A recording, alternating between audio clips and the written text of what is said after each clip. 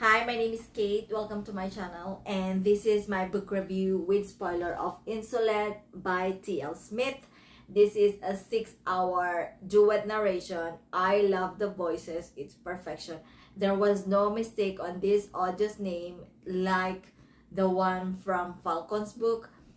And this is actually a dark romance, contemporary and adult. Also, the genre is close proximity and Grumpy and Sunshine. Grumpy being Darby and Blue or Olympia being the sunshine. It's too bright and so the camera is adjusting. Oh, sorry about that. I was blubbering.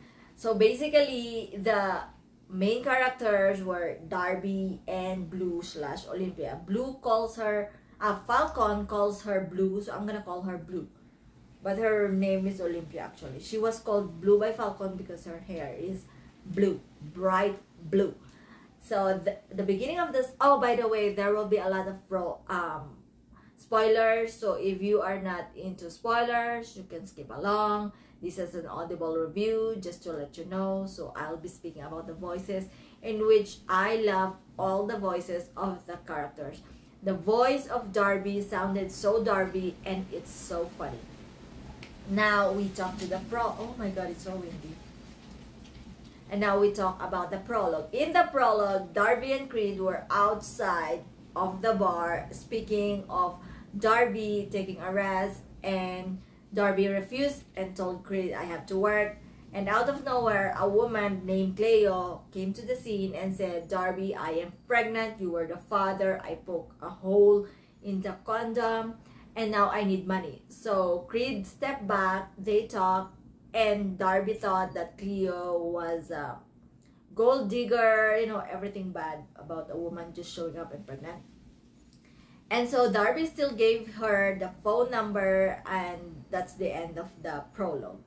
Fast forward today, in chapter 1, Cleo gave birth to a baby boy, healthy baby boy with blue eyes just like her. But Cleo did not tell Darby that she has a heart problem, and so she gave birth and then died.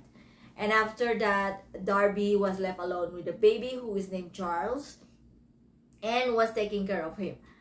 After 2 months, and there was already a routine between Charles, the baby, and Darby, he received a call from Falcon saying, you need to go back to the office because there's a lot of going on, and I already am hiring a nanny for you. But none of those standard passed Darby. So Ma, the mother of Creed, who stands as the mother of the 4 boys, took over and said, I will take care of him for the meantime while you work.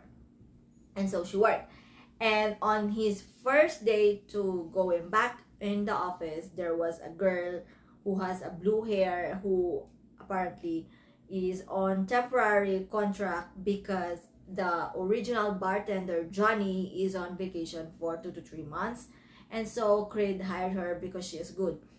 The thing with Blue is a background on Blue. She is the princess of a mining company, of a multi-billionaire dad who is very misogynist because none of her family members treat her like an adult because she's a woman, so she doesn't have the work in the company and everything else.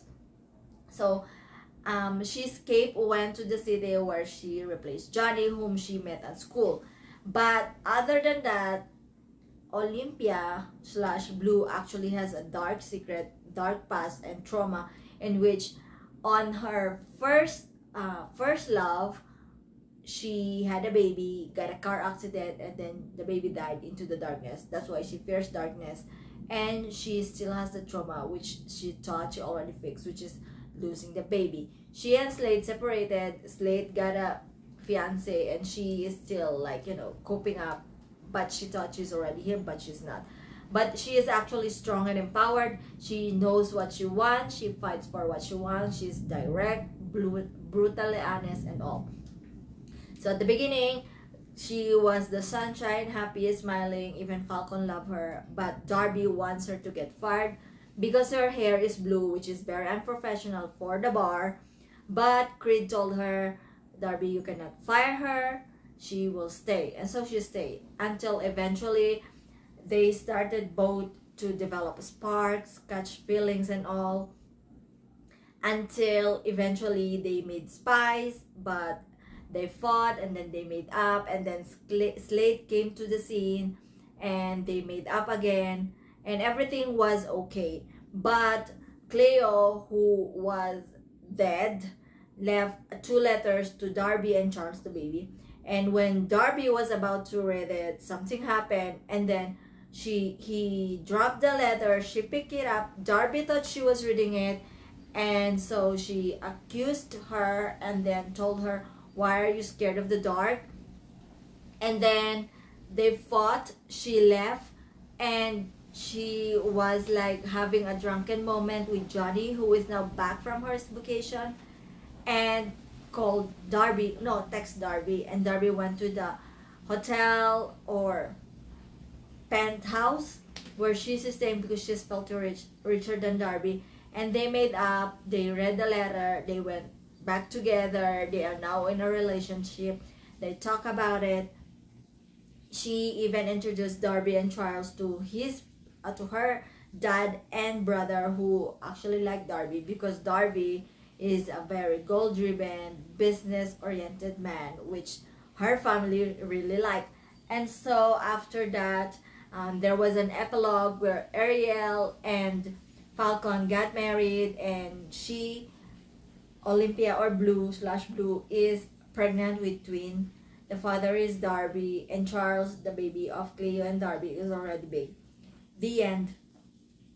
My book review is, the story for this is 5. My rating for this is 5, although I'm not into pregnancy, and the main reason is what exactly happened to Blue's trauma, where she had a miscarriage, she has an accident. I have weak spots for miscarriage and all because something, and so I didn't like that part, but the story is really good. It's like the character development, and I couldn't grasp the plot twist, although there were 2 times they fought and they made up, but it was really nice. I like the spark. I like how Darby wasn't able to control himself over him. In the 3 previous books, Darby is all business, serious, he's the grumpy, like the big boss, but when he met Blue, his life completely changed. And also Darby being an unexpected father, and him growing up to the man, knowing what exactly he wants and prioritize other than the Crimson Bar, is really good. I love how Ma and Darby's dad were actually like a thing now, and it's good because Creed also, despite him being quiet, actually feel comfortable with Darby's dad. And I like how the ending is because it talks about the boys being, despite how they are, they still managed to get all their dream girls, had a separate happy life, and everything was okay. It was the best series so far except the book 3, and I love it. I actually highly recommend it. Now, the dislike in here, just the pregnancy, because it scares me with the miscarriage and the death of the baby. That's the only thing I did like, but other than that, everything's perfect. The spice for me is 4, especially during the shower and in the dance. Okay, I love all the spice. They did it in the bar, they did it in the dance floor, they did it in the shower. I like it a lot. I highly recommend this book. I'm so excited. I was like, oh, I love it. I couldn't get my hands. This book is a 6 hour and I speed it to 1.2. That's why I only finished it in 4 hours, and I'm already making a review about it because I was gushing about it. I love it. It's everything that I expected for a Darby story except the pregnancy part, but there is a plot twist where I don't know, I cannot tell more about it. But again, the rating for the story is 5, the spice is 4, and the character development is real good. This is the perfect way how you end series because it talks not only focus on Darby and Blue but all the guys as well in the epilogue, which is really good. So good job to T.L. Smith. I hope you like this book as much as I like it. This is Insolent. It's free on the Audible. This is not sponsored. I wish this is sponsored, but it's not. It's free, it's really good, it's a feel-good dark romance, and kudos to TL Smith. Thank you very much for the like, for the subscribe, and for watching. I'll see you until the next video. Bye-bye!